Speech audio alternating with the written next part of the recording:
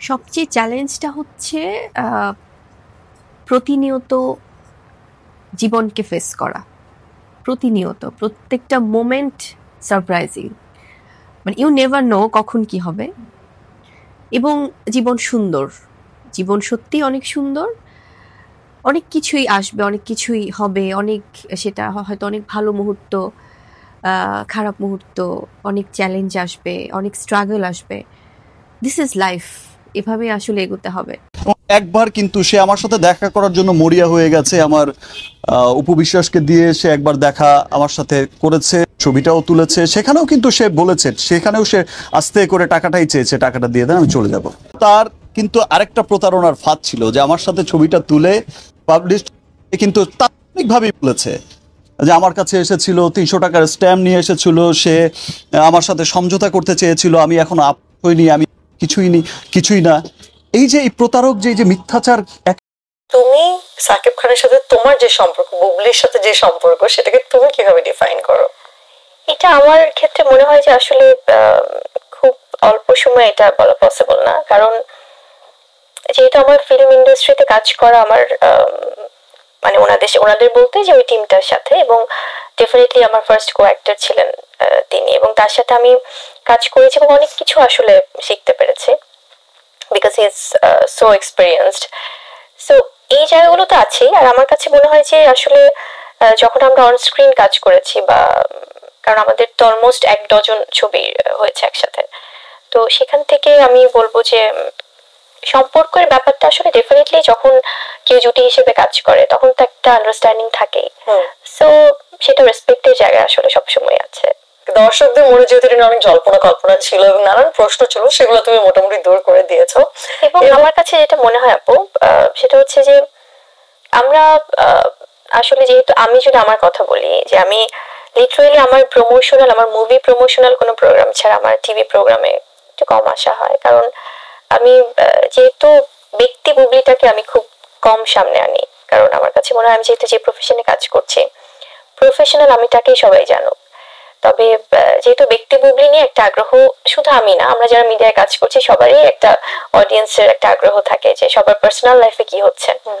তো সেটা আমার মনে হয় যে যদি কখনো সময় হয়, সেটা হয়তো ব্যক্তি বুবলিকে জানার জন্যই কোনো একটা সময় কথা বলবো শুধু, কারণ অনেক ঘটনা আছে, যেহেতু আমি দর্শকদেরকে রেসপেক্ট করেই বলছি যে তারা জানতে চায়, বা তারা অনেক সময় অনেক কিছু সামনে যা আসে তা দেখেই হয়তো অনেক কমেন্ট করে, কিন্তু স্টোরিটা না জেনেই হয়তো বাট আজকে মানে একটা মুভি হোক, একটা প্রোগ্রাম হোক, সেটা সামনে যতটুকু আসবে, বাট তার পেছনেও কিন্তু অনেক স্টোরি থাকে, ব্যাক অফ দ্য স্টোরি আসলে অনেক বেশি। সো সেই ব্যাক অফ দ্য স্টোরি হয়তো অন্য কোনো সময় শেয়ার হবে, যেহেতু তার একটা গুঞ্জনে আছে, একটা জল্পনায় আছে, তো সেগুলো নিয়ে অন্য কোনো সময় নিয়ে আমি এরকম মানে শুধু আমি তাকেই যেন সবাই জানে ওরকম ভাবে। অবশ্যই আমরা সেই প্রত্যাশা থেকে যেন সেরকম একটা সময় আসুক, এবং যে দর্শকদের মনে অনেক কৌতূহল আছে সেগুলো যেন তুমি ফুলফিল করে দিতে পারো। তো মুভিতে গান নাচ হচ্ছিল, মুভিতে অভিনয় হচ্ছিল, সব হচ্ছিল, খুব ভালো। তারপর তো ফাইনালি মুভিটা রিলিজ হলো। রিলিজ হওয়ার পরে যখন হলে গেল, ফার্স্ট যখন নিজের কাছে বড় পর্দায় দেখলে, সেই প্রতিক্রিয়াটা কি ছিল? এবং তুমি যেটা বলছিলে তার আগে যে ফ্যামিলির সাথে একটু দ্বন্দ্ব চলছিল তোমার মুভি করা নিয়ে, মামলা মোকদ্দমা হয়ে যাবে এরকম একটা ভয় ভীতিও চলছিল, তো সেই জায়গা থেকে ফ্যামিলির কেউ কি গেছিল সাথে, বা আর যে থাকো তাদের কি রিয়াকশন ছিল? সত্যিকার অর্থে কেউ যায়নি। আচ্ছা, আমার প্রথম ছবি যখন রিলিজ হয়েছে, কারণ তাদের ব্যাপারটা ছিল যে জাস্ট কাম ব্যাক, মানে you don't have to work in that sector. তো ওই জায়গা থেকে তারা বলছে তুমি তোমার স্টাডি শেষ করো, তো ফাইন, মানে যেভাবে, তো তারা যেহেতু একটু রাগ ছিলেন, তো সেখান থেকে আসলে কেউই যায়নি। আমার প্রথম ফিল্ম যখন রিলিজ হয়, যেটা হয়েছিল, আমি আমার যখন গানগুলো রিলিজ হচ্ছিল, কারণ মুভি রিলিজের আগে তো আমাদের গান রিলিজ হয়, এবং সবাই খুব অ্যাপ্রিসিয়েট করছিলেন, এবং আমার নিজের নামে যে গানটা বুবলি বুবলি, সেই গানটাও, এবং দিল দিল, এই প্রত্যেকটা গানই সবাই খুব ভালোভাবে অ্যাকসেপ্ট করছে। এবং মুভিটা রিলিজ হওয়ার পরে যেটা হয়েছিল যে আমার ওই টেনশনটা তো তখনও যায়নি, কারণ হয় কি, দিন শেষে আপু বাসা তো ফ্যামিলি, আমরা যতই বাইরে কাজ করি, ডেফিনেটলি আমাদের চলচ্চিত্র পরিবার, বা আমাদের আমরা যদি বাংলা ভিশনের কথা বলি, যেহেতু আমরা দুজনই এখানে কাজ করেছি, মানে কলিগও, হ্যাঁ, আমরা বলি আমাদের work place is our second family, but first family তো আসলে ফার্স্ট ফ্যামিলি। সো যখন আমরা বাসায় ফিরছি কাজ শেষ করে, তখন যখন যদি একটু সবকিছু পজিটিভ না পাই, মানে একটা কিন্তু কাজ করে যে খারাপ লাগে। খারাপ লাগে। তো তখন ওই সাপোর্টটা আমার খুব মানে আমি খুব মিস করছিলাম যে আমি চাই কিছু, মন কারণ খারাপ লেগেছিল I'm sure first কারণ আমার movie-তে। বাসা থেকে যেটা হতো যে কাজে তো হ্যাঁ বাবা মা যেহেতু আমার প্রডিউসার সহ সবাই কথা বলেছে আম্মু আব্বুর সাথে, এবং তারা জানে যে সিকিউর একটা প্লেসে কাজ করছে, কিন্তু দিন শেষে যখন আপুরা বা আমার দুলা ভাইরা বা আমার আব্বু আম্মু অতটা হ্যাপি না, তো তখন মনে হচ্ছিল যে আসলে মানে what I'm doing, মানে দেন যেটা হলো যে আস্তে আস্তে করে তারা আমি আমার ফার্স্ট ফিল্ম দেখেছিলাম, কারণ আমি আমার কাজগুলো বড় পর্দায় কেন দেখি, কারণ আমি চাই যে এটা কেমন হলো কাজটা, বা একদম আমি বোরখা পরে যাই, এটা বোরখা পরা এমন না যে কেউ দেখছে ছবি তুলবে তা না, ডেফিনেটলি আমাদের অডিয়েন্সদের জন্যই তো কাজ করা, কিন্তু আমি চাই যে মানে যেন অ্যাটলিস্ট ফুল কনসেন্ট্রেশনে যেন আমি আমার কাজটা দেখতে পারি।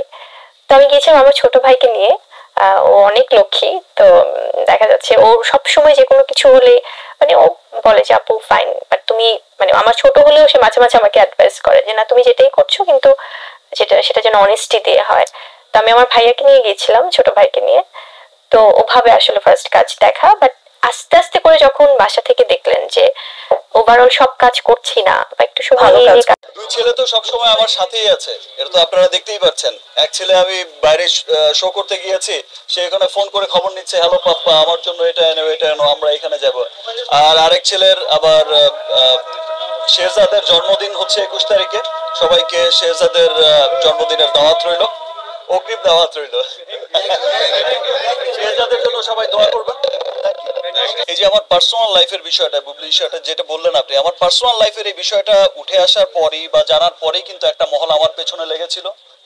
তারা কিন্তু আর অন্য কোনো কিছু, তারা অনেক কিছু সাজাতে চেয়েছিল কিন্তু কিছুই কিন্তু পারেনি। তারা ভেবেছিল সাকিব অধ্যায় এখানেই শেষ করছি, তা কিন্তু আর হলো না। তারপর হলো গিয়ে যে ওই সময়ের সুযোগটা নিয়েই কিন্তু তারা হচ্ছে আবার এই প্রতারককে খুঁজে বের করেছে, এইরকম একটা প্রতারকের আবার একটা নাটক সাজিয়েছে। সো আমি দেখা যায়, দেখেন আমি কখনোই খুব একটা মিডিয়ার সামনে আসি না, খুব একটা সোশ্যাল মিডিয়ায়ও থাকি না।